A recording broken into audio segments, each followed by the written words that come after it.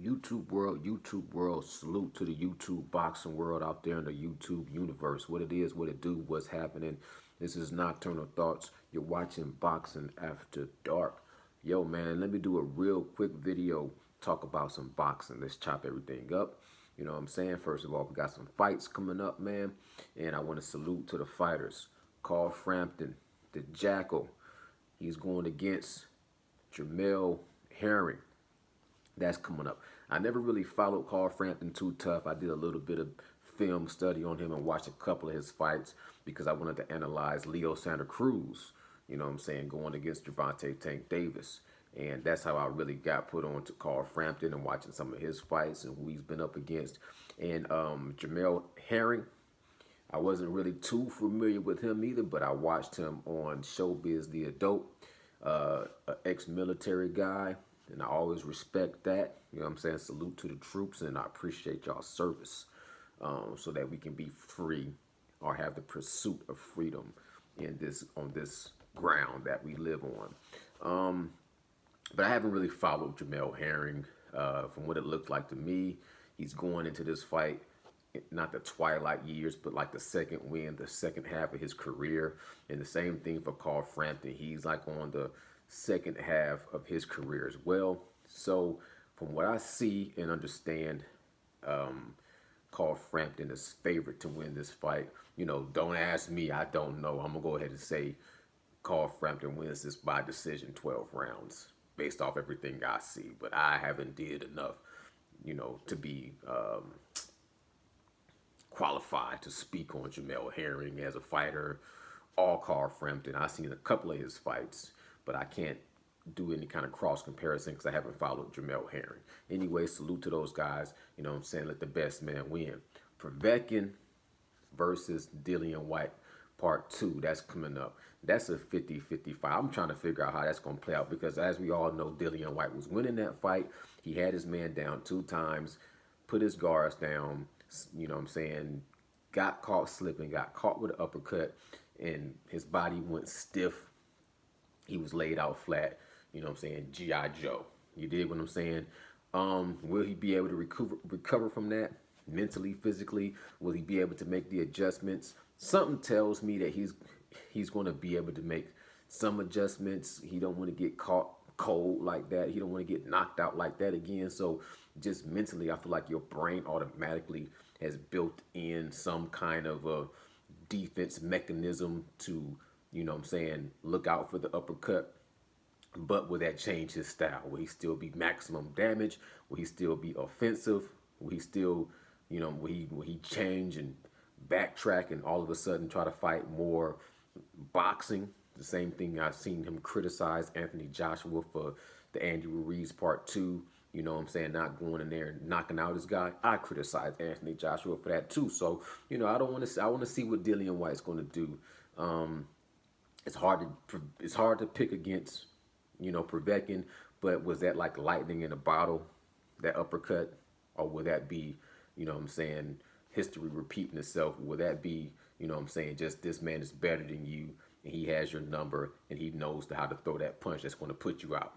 So if he knocks him out again, then, you know, Dillian White, to me, that should set the record straight of where he, you know what I'm saying, where his rankings and his ability as a heavyweight, where he falls. He's already been knocked out by Anthony Joshua. He's been knocked out by Povetkin once. If he's knocked out again, then I kind of feel like that's, you know, that's going to be sealing the deal for the Dillian White hopes of being on the top of the, you know what I'm saying, pyramid again. So, moving on from that, y'all let me know in the comments who y'all got. I'm not a big Dillian White fan, nor am I a big Povetkin fan, but it will be interesting to see the, you know, trajectory and the landscape of the heavyweight change based off of this fight. Because I've already heard a little bit of rumors of Dillian White versus Deontay Wilder and things of that nature. Let me know what y'all think in the comments below, and salute to you. Also, Gervonta Tank Davis, you know what I'm saying, he got hit with like 14 different charges due to a hit and run. I've seen a lot of videos coming out, you know, some people are coming to his aid, some people are crucifying him. I'm gonna say this, man. I feel like everybody that's alive has some part in them that's, especially men. I think men, we have something in us that we dream of ways to throw away all of the blessings that we have. You know what I'm saying? All the love and blessings that we have, sometimes we can feel deep, deep in ourselves that we're not worthy, and we dream of ways to throw it away. We dream of ways to become self destructive. We dream of ways, we think about ways, we contemplate ways on how to sabotage ourselves. And when you're coming from the slums and the hoods of Baltimore, and you make it to the certain level of fame and money, and every time you're around people, everything is spotlight on you, and everybody microphones in your face and camera phones in your face, and everything you do goes out on social media. That's heavy, heavy, heavy, heavy, heavy, heavy, heavy, heavy, heavy. Not everybody is built. I don't want that. I don't want fame. I don't want fame. I don't want tons and tons and tons of money. I don't want I don't want a bunch of cars. I don't want a bunch of clothes. I don't want a bunch of shoes. I want just a lot that God has provided me with for me to be appreciative and thankful and take care of that. People that like want mansions but they don't take care of their house, or want people that want the nicest cars but they got a regular car, they don't take it to the car wash and they don't keep it, oil change, stuff like that. I want to be the person that what God has given me, I at least learn how to appreciate and take care of that first before I start asking for the big stuff. Anyways, I feel like Javante Tank Davis, like Adrian Broner, like other fighters, like other people that accumulate these things at a young age, it's a complex, it's a dynamic. They feel like they not worthy sometimes. Sometimes they street and they gotta stay street and keep that edge, like a rapper that's from the street. Once they start making money, they can't just keep rapping about street stuff because they live a different lifestyle. But they gotta stay, relevant. So they gotta stay tapped into the streets. Just like a boxing dude that come from the hood, what made him who he is as a little beast, as a tank that was knocking people out, was the streets. You separate yourself from that, then you turn into the same thing that Marvelous Marvin Hagler said. It's hard to wake up and run miles when you're sleeping in silk sheets. You got to be tapped into what made you who you are. And that can be self-destructive, like Adrian Broner. You know what I'm saying? You got to separate yourself from that once you achieve a certain amount. Mayweather always talked about that. Jay-Z always talked about that. You can see the ones that learn how to deal with the transition into being famous and rich and a different lifestyle from what you grew up. It's not easy, and not everybody can do that. But Gervonta Tank Davis is going to have to go through different things to get there. And hopefully this is a stumbling block and it's not something that's going to completely, be the rock that's dropped on top of him to end. Hopefully he can grow and develop. And the people that were hurt in the accident, my thoughts and my prayers go out to you first and foremost. Because nobody deserves to go through pain caused by somebody else's mistakes. But hopefully they can make all that square. They can get fully compensated, and he can make amends to them, not just financially, but as a person who learns and develops and grows and matures and shows them that I'm trying to be a better man. And not only am I just going to throw money at my problems, but I'm also going to do other things to help people know that we can all do better. And I made a mistake. I did you wrong, and I'm gonna try to make it up in time to do right and represent where I come from, and represent them in the right way. That the rose that grows through the concrete, even though the petals is broken off and is bent, and is still a rose that grew through concrete. It might not look pretty, but imagine what it takes to be a rose, as fragile as that is, to grow through concrete. Shouts out to Tupac. Salute. Now, moving on. Everything I hope works out for you, Javante Tank Davis, and I hope you grow. I hope you develop. Moving on. Errol Spence, Terrence Bud Crawford was at the Virgil Ortiz. Congratulations to Virgil Ortiz and his victory against Maurice Hooker. The big question was, is he ready for Terrence Bud Crawford? It depends on who you ask. Some people say, I say take your shot. You young, you got some grit, you got some ambition, you got some gall, you got some tenacity. Go out there and try to take down the king while he's on top of the throne, before he get too old and he passing the torch, like, bowing out gracefully. But people asking Errol Spence, Terrence Bud Crawford after the fight about the fight. And I'm gonna have to say this, man. I seen some stuff coming out that saying Errol Spence was intoxicated, inebriated, had a few too many, one too many. You know what I'm saying? 3 sheets to the wind type of situation. And I had to go back and I looked at that. And I looked at it and I replayed it and I replayed it probably about 5 or 6 times because I'm trying to see everything that's happening, man. And because Errol Spence is usually slurred and laid back and he talks in a way that his energy is real, you know what I'm saying, like that. So it's like, I'm not just going to put and stamp this man inebriated. But you watch it and you watch it and you watch it and you watch it. I'm not saying this is what it is, but I'm saying this is what it looks like. First of all, you know what I'm saying, he asked Derrick James about the fight, and Derrick James is being Derrick James. I like the way Derrick James handles himself under interviews. He knows how to navigate conversations.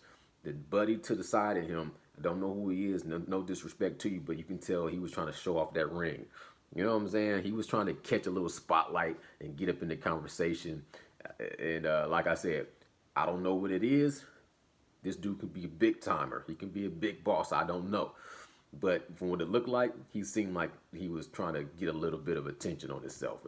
You know, it reminded me of Farrakhan. When Farrakhan said he got his first pinky ring, he would always be kind of, you know, making sure they got seen. Anyways, his bodyguard over here that had the plaid, black and beige plaid on, he looked like to me he was in like a damage control mode. It looked like to me he could see that Errol Spence was a little bit leaned. You dig what I'm saying? Like he might have had a sip or two. I'm gonna tell you like this: when you an athlete, first of all, as a fighter, my thing is how I look at the game is you want to keep that fire down in your belly. You want to always have that fire burning like a furnace. And to me, just a few shots of alcohol can put that pilot light out. You know what I'm saying? His energy looked a little, it didn't look, I'm gonna tell you like Errol Spence, I didn't like his energy. His vibrations wasn't, you know what I'm saying, where they should be in my opinion.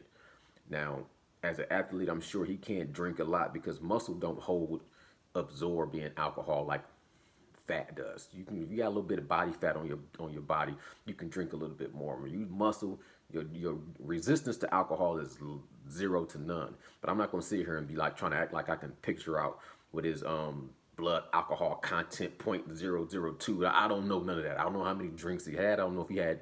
Well, I don't know. His eyes wasn't just heavy and glazed over, but he looked like he might have had a drink or two. And I just feel like this is not wise. So I hope you wisen up. You're a grown man. I know Derrick James can't make you do anything, and I know there's nothing wrong with casually having a drink here and there, even as a professional athlete. But I don't think it's a wise idea. I don't think it's healthy. I don't think it's smart. And I think it just can take a little bit off of what you need to have. That little bit of edge that you might need to have, I think that might just smooth out that little bit of edge. But not one to judge, but I'm not going to sugarcoat the shit and be like, oh, yeah. No, he looked like he might have had a little drink in him. And you know what I'm saying? It is what it is. I would prefer to stay sober and 100% on fire. You did what I'm saying? And his other bodyguard looked like he's seen that Errol Spence might have been, you know, a little loose lips. And he kind of grabbed him and was like, come on, we got to make a move because we don't want this to look too bad. Moving on, Terrence Bud Crawford, his energy was totally opposite. That's what, and I finally got a chance to watch what Terrence Bud Crawford, his energy, even though I think he was kind of, you know, covering up for the fact that his boy got beat.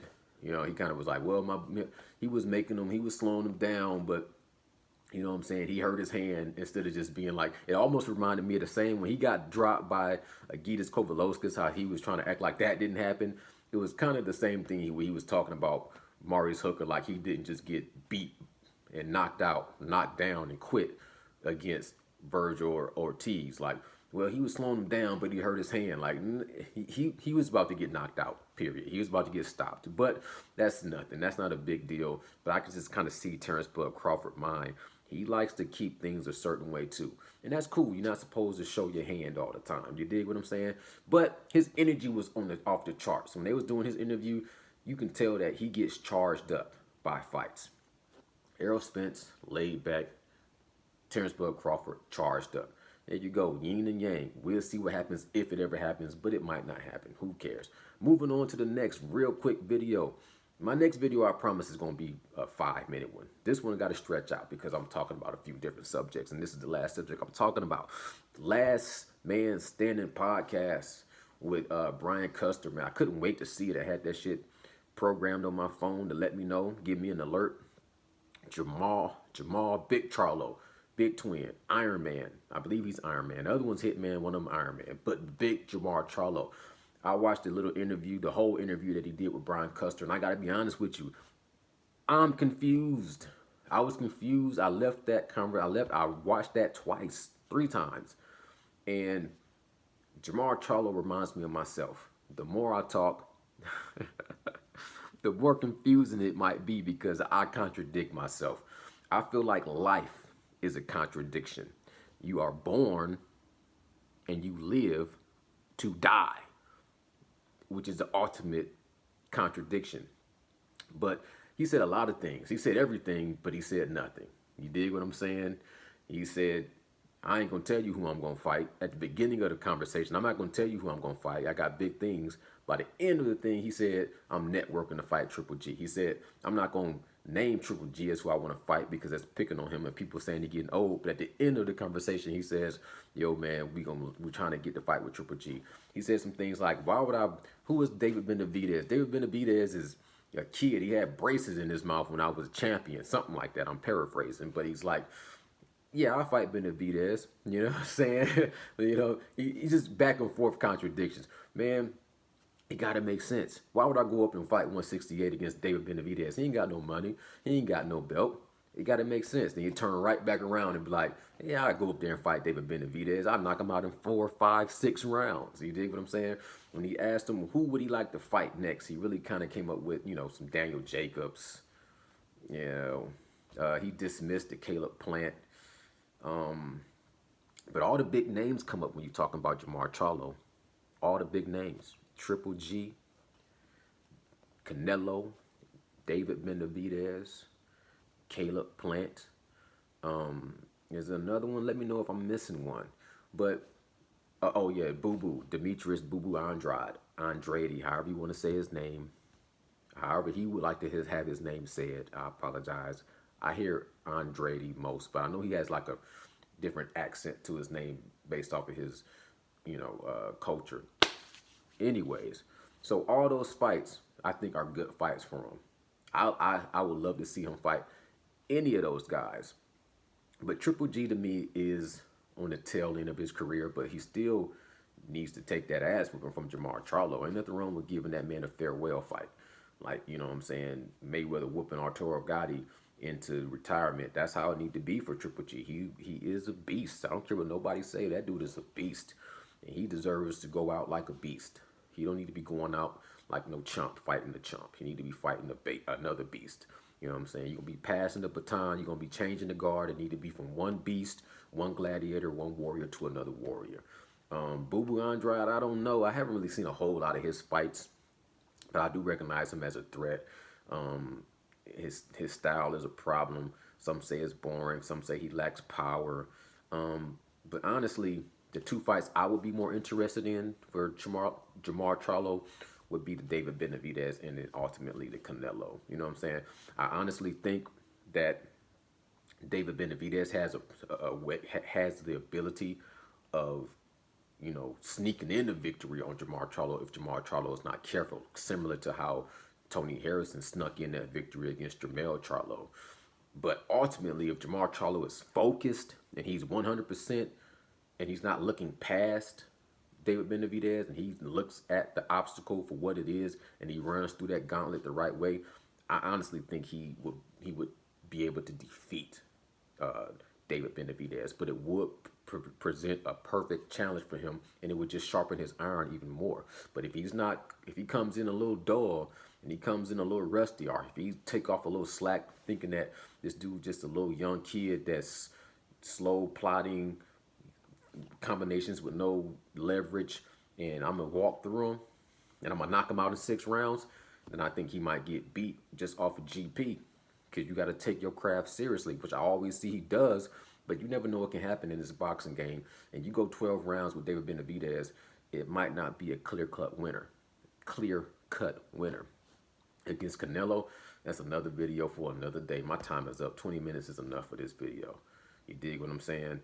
But Canelo is a beast out here. Straight like that. And he's shot calling right now.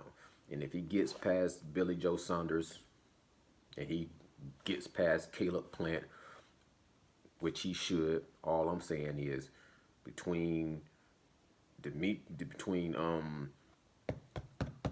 Benavidez and Jermall Charlo, they need to be trying to put themselves in a position to fight Canelo when he gets done, because he's still going to have, you know what I'm saying, he's still going to be there. He young, and he gonna be a champion unified, but he not gonna just start fighting a bunch of bums. People say he fighting bums already, like Caleb Smith and, you know what I'm saying, Vonnie Yildirim and weight drained Sergey Kovalev.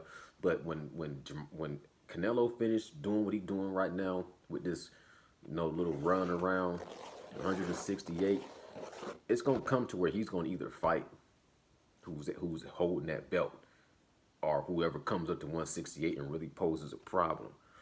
And I feel like Jermall Charlo saying it's going to take him 2 fights to settle into 168, but then turn around and say, well, I can go to 168. Right now, I'm already 180. And like I said, his whole conversation was a bit of a contradiction. Everything he said made sense, but at the same time, everything he said kind of was a contrast too. So go up to 168, or he said he could go up to 168, or he said he could just reign supreme over 160, and he's just waiting on Canelo because Canelo's holding up unification. Look, man, I don't think Canelo's going to come back down to 160 to fight you. I think the beast move would be going up to 168 and taking out those who people pose as foes. People that saying that this is a threat and you can't beat them, like David Benavidez. Go up there, beat that man, shut people's mouth, put yourself on the top, and then Canelo, if he running from you, it's plain and clear that he running from you. Because right now, people just speculating, and I ain't calling Canelo no duck right now. And I'm not calling you a duck. You know what I'm saying? But I'm not calling David Benavidez the boogeyman. And right now, y'all making it seem like that's the boogeyman if y'all don't fight him. So fight him, beat him, or let the best man win. And then just keep it moving, because at the end of the day, man, it's just boxing, and y'all gonna do what y'all gonna do, whatever it is that y'all gotta do. Like I said, man, I do my best to salute, and I try not to take away from none of y'all. This is just my ideas and my suggestions. And the people that subscribe, maybe they share the same opinion. I think that Charlo, it would be doing a service to his career and resume to dethrone that David Benavidez. Don't let the scale beat him. Don't let the beat him. Go up there and beat him like a champion. I don't care how old he is, and I don't care how green he is. And I just don't care. I think David Benavidez will be a credible opponent. And I think beating him will put you in a power position. In my eyes, it would. You know what I'm saying? Andre, I'm not too familiar with Andre. If you beat Andre, I think I would look at like, okay, good fight. But I think you should have beat Andre. You should beat David Benavidez. Caleb Plant, I'm hearing different things. I'm tapping into different people, and some people saying Caleb Plant is a real one. But man, that's yet to be seen from my eyes. I don't know yet. I'm not the one to ask when it comes to Caleb Plant. You dig what I'm saying? But I did like the interview. It was long awaited. He was talking a whole lot of shit. But like I said, he was doing a little back talking too. And it reminded me of myself, man. I contradict myself. I don't care. I'm not a type of person that's just going to go crazy on somebody and hold them to the letter on everything and say, you contradicted yourself. That don't mean that's falsehood. That just means some people is dynamic and they have a constant struggle between one, you know what I'm saying? And I don't think that is a negative thing. I think that is balance. And he a twin too. When you a twin, you definitely have that type of you know what I'm saying? You already share so much with somebody that look just like you anyway. You know what I mean? So I looked at what Jermall Charlo ultimately what he was saying is he will beat whoever you put in front of him, but he wants Canelo. And I think if he can't get Canelo, I really don't think he knows exactly what path he wants to take. That's what I took from it. He don't know what path he wants to take, and it just I don't make the fights. I don't even know how much money I'm making when I fight. I just fight what they put in front of me. That's kind of the main thing I took from that is it's not up to him, and he don't know who he gonna fight next. And I wish that wasn't the case. I wish he knew who he was gonna fight, and I wish he could say, "This is my next fight, and I want to fight this person." And I wish he was saying that that person was David Benavidez. But like they say, wish in one hand, and you know what to do in the other hand, and see which one fills up the fastest. You dig? Nocturnal thoughts. Salute.